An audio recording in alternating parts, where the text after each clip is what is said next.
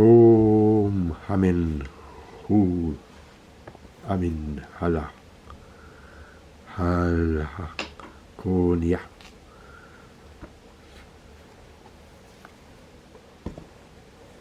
Vamos ler algumas partes deste excelente livro de Maurice Barrès, um inquérito aos países do Levante, pois contém uma visita realizada em 1914 a Konya, uma cidade que eu também visitei nas minhas peregrinações ao Oriente, na vinda,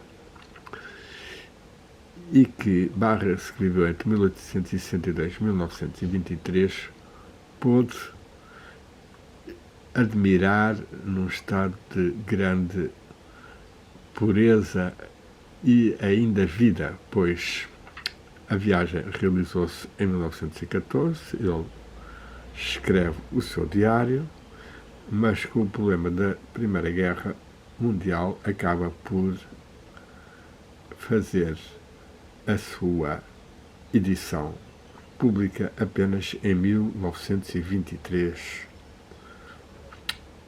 239 páginas, das quais quase 90 são consagradas à visita a Konya, a Mevlana Rumi, aqui presente diante de nós, uma imagem que eu trouxe do Museu Mevlana, pois, infelizmente, Ataturk, em 1925, 2 anos depois, e Barrès morreu também em 1923, nem soube disso, acabou por fechar, encerrar, dissolver as ordens esotéricas, as fraternidades ou taricas sufis, entre as quais a de Mevlana, ainda que tenha dito que ela continuaria a ter a sua influência e que não perderia a sua irradiação.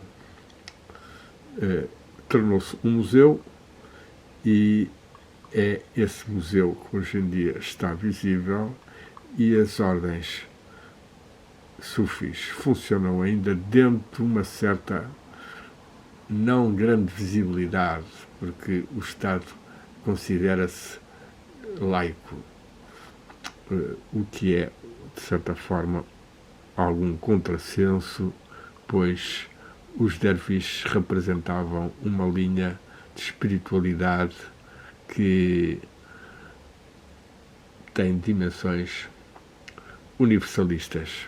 Basta ler as obras de Mevlana Rumi, o seu fundador, que escreveu o seu Divan e o seu Mesnevi, que é uma espécie de Bíblia para muitos persas e turcos, já que Konya hoje em dia faz parte da Turquia, na altura era do Império Persa. Nós encontramos nestas 90 páginas aspectos muito interessantes. Eu vou ler um ou dois pequenos extratos para dar uma ideia do entusiasmo com que Maurice Barrès viveu essa peregrinação, pois começa por contar como foi muito bem recebida em Konya pelos padres assuncionistas e o seu colégio, que leram um discurso muito belo, e houve música, e houve a Marselhesa a ser tocada, mas ele, Barrès, era ansioso por ir visitar o que ele chama a dervicharia, o local da tarika, da reunião, da dança e das meditações e orações dos sufis da ordem de Mevlana. Eu já não estava no lugar, estava apressado por visitar o mosteiro dos derviches Mevlevis, a sua sala de dança, de canto, de poesia, de entusiasmo sagrado e o túmulo de Jalal Eddin Rumi. Um tão grande poeta, amável, harmonioso, incandescente, exaltado, um espírito de onde emanam perfumes, luzes, músicas, um pouco de extravagância e que nada que o modo, senão o modo logo de início da qual a sua estrofe parte e que se eleva ao céu e já nos transportou enquanto seus leitores. Seu leitor, mas não, o encantador de Jalal Eddin Rumi canta e dança na sua obra. Basta-nos pôr um livro nas nossas mãos para nos pôr ou levar entrar num círculo mágico.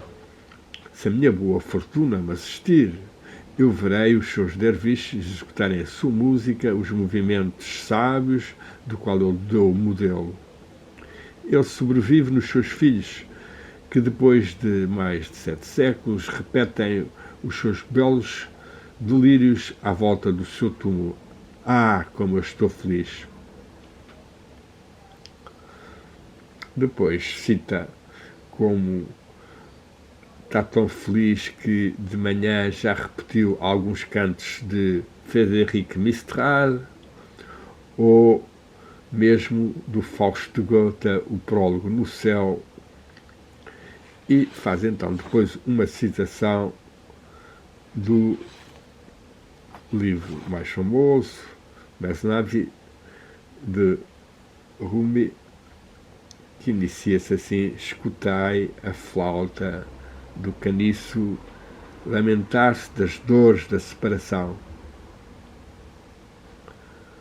Desde sempre, desde que fui arrancado do meu leito de canas ou caniços, as minhas notas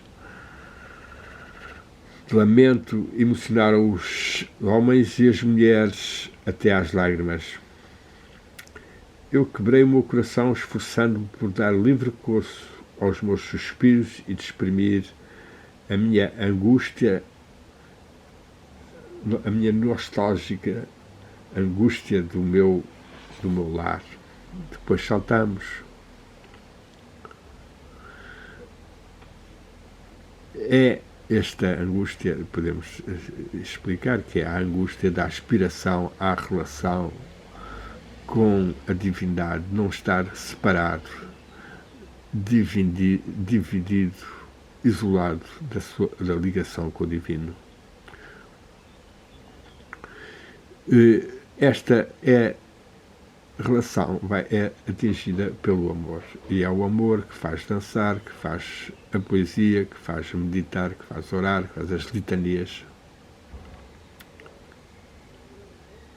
Diz-nos ele então, para terminar a citação, que é longa, quem é que viu a flauta como um veneno e ao mesmo tempo um antídoto? Quem é que viu um consolador tão compassivo como a flauta? A flauta conta a história das sendas ensanguentadas do amor. Apenas aquele cujas vestes são rasgadas pela violência do amor está completamente puro de toda a cobiça e de todo o pecado. Saudação a ti, amor, que és o nosso Platão e o nosso Galeno, o médico. O amor atrai os nossos corpos terrestres para o céu e faz dançar mesmo as colinas da alegria. Oh, amantes, foi o amor que deu a vida ao Monte Sinai quando ele foi abalado e que Moisés tombou desmaiado. Se o meu bem-amado me tocar somente que fosse nas minhas lábios, eu também, como a flauta, eu espalharia as suas melodias. Mas aquele que está separado dos que falam a sua língua, possuísse ele 100 vozes, ele está reduzido ao silêncio. É muito bela esta citação de Jalaluddin Rumi e fala-nos desta aspiração dos corações já despertos pelo amor e que os místicos, tanto xias como sunitas, como das outras religiões, tanto sentiram e desenvolveram. Ele depois descreve o túmulo de Jalaluddin Rumi e podemos ler um pouco só para ter uma noção do que é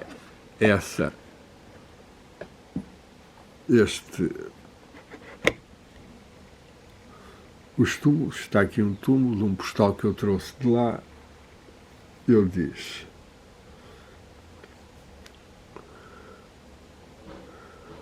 vista de fora, no primeiro aspecto, a dervicharia é agradável, sem mais, e mesmo bastante normal, ordinária. Traz de uma grade, de vivenda, uma mesquita branca e amarela, precedida de pequenos jardins, uma fonte ritual, estelas funerárias com turbantes a fazerem de chapéu, estranhas vidros contendo objetos, espécie de salões brilhantes de espelhos e de potes de flores. É uma misturada heteróclita e banal, um pouco até desilusiva para o peregrino que quer tocar no país destes sonhos.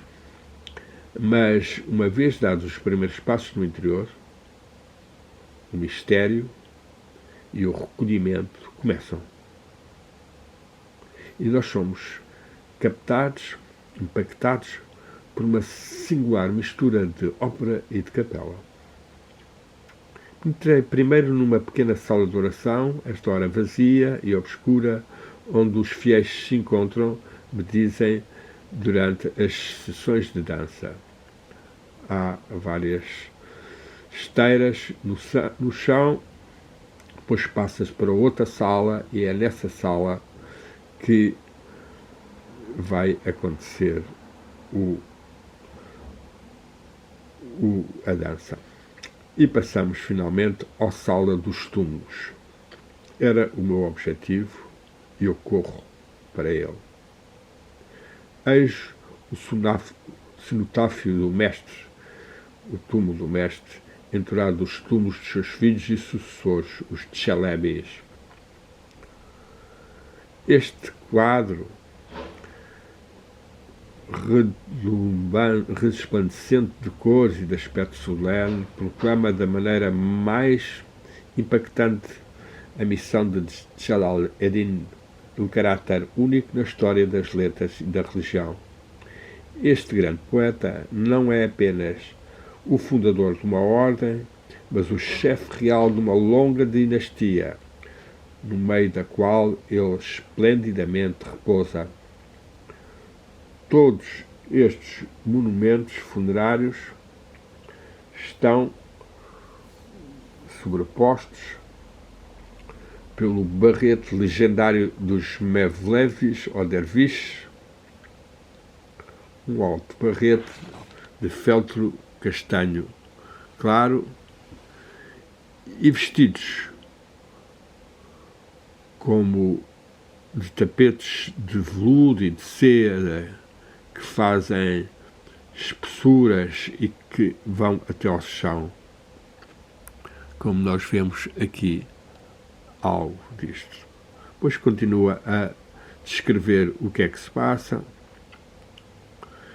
e conta-nos então uma história que lhe sucede, pois, encontrando-se a ver com as mãos cruzadas atrás, alguém vem por trás dele e descruza as mãos. E Barres vira-se para ele, um grande diabo, por um lado de frente, mas por outro lado também um bocado amalandrado, que lhe diz, pelo seu olhar, que é assim que se faz. O nosso amigo Barres fica um pouco indignado e diz: eu vim, não estou a ser pouco respeitador, mas atravessei o mar, as terras, fiz milhares de quilómetros por amor pelo grande Jalal ad-Din Rumi e está nessa vibração de admiração. O outro que lhe disse isso, pois aqui são as palavras do Corão que valem. Então o Barres fica muito admirado por ele falar francês, tanto mais que era um derviche varredor, e pergunta-lhe: então o que é que você faz? Ele diz que é um derviche também, que está ali apenas a varrer, e é uma fase inicial do caminho dos derviches que muito tempo ou são cozinheiros, ou varrem, etc., até poderem ir avançar.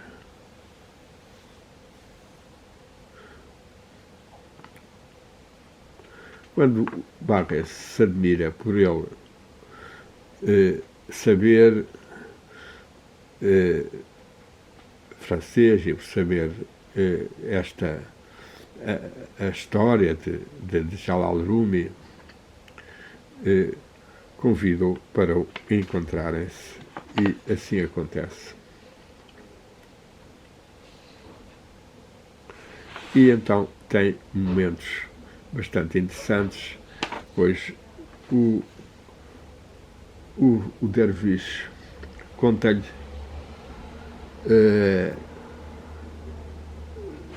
como é que, e a pedido de Barres, qual é a relação entre Rumi, Mevlana Rumi e Sham of Tabriz, ou Shema Eddin, como ele aqui é chamado. E este derviche conta as histórias e como se encontraram e estabeleceram uma relação bastante profunda que levou, quando ele desapareceu ou morreu, chama outra vez, Jalal Rumi começar a publicar então a sua poesia, uma grande parte dedicada à relação de dois procuradores do amor divino e que se estimulavam nas práticas e contemplações. É a altura também de Barres mostrar o seu conhecimento da espiritualidade sufi e no fundo também mística de todos os tempos, ao referir Attar e a sua famosa viagem dos pássaros em busca do Simorg, que é um símbolo do espírito, da nossa essência, nosso anjo da guarda, da divindade em nós, ou mesmo a níveis mais filosóficos, do Al-Kamal Al-Insan, o homem verdadeiro, o homem universal, e que é um nível, no fundo, o mais elevado e mais essencial do ser humano e que tem que ser buscado e que é encontrado no interior, no íntimo, por uma vida merecida. Depois do encontro com o varredor, ele vai ter também uma conversa com o mestre da ordem, o Chalebi, e vai com tradutores e vai receber verdadeiras explicações profundas sobre a dança, sobre a música, sobre a ordem e qual eram os papéis que representaram no grande teatro da vida tanto Rumi como Cem of Tabriz e os livros que eles deixaram. Depois diz-nos que este mestre acabou por ser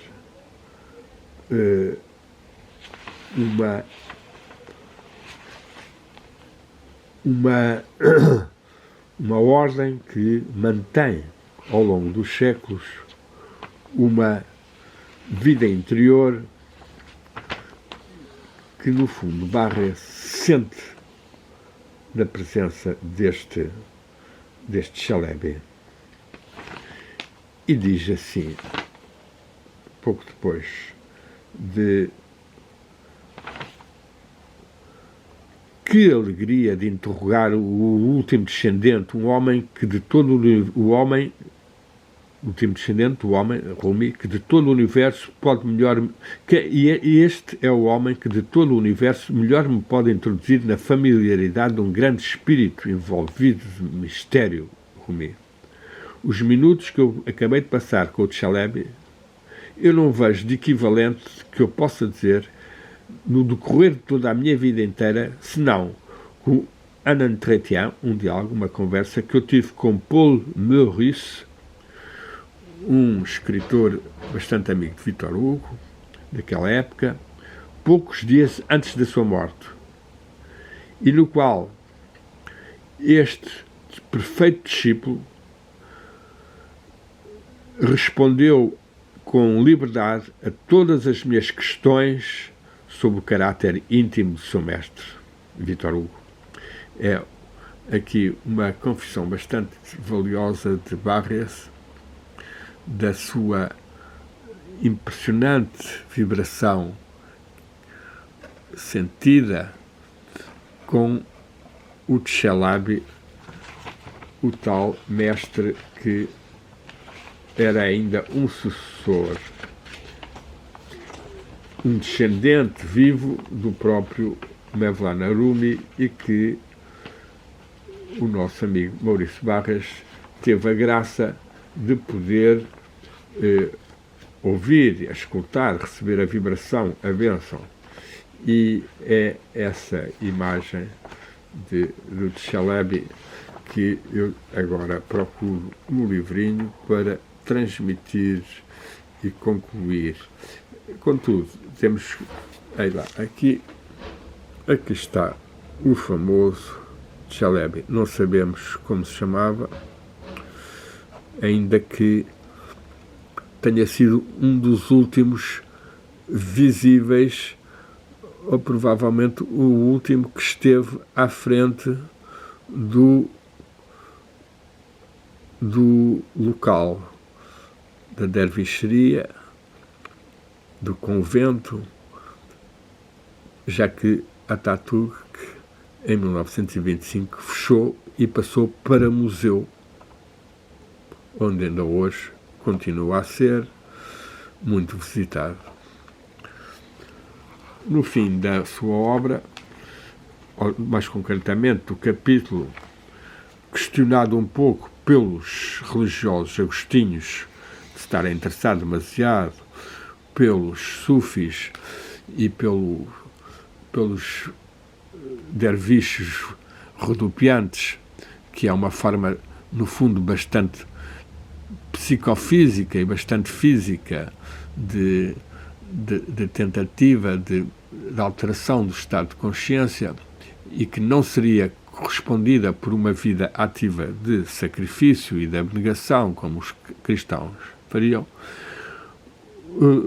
Barres vai fazer algumas perguntas, intitulando esse subcapítulo Konya e os e o frade assuncionista, o padre, obrigam-me a filosofar. E aí ele faz algumas perguntas bastante valiosas e outras em que já, de certa forma, perde a sua universalidade, o seu ecumenismo e cede à pressão hegemónica, no fundo, quase do catolicismo.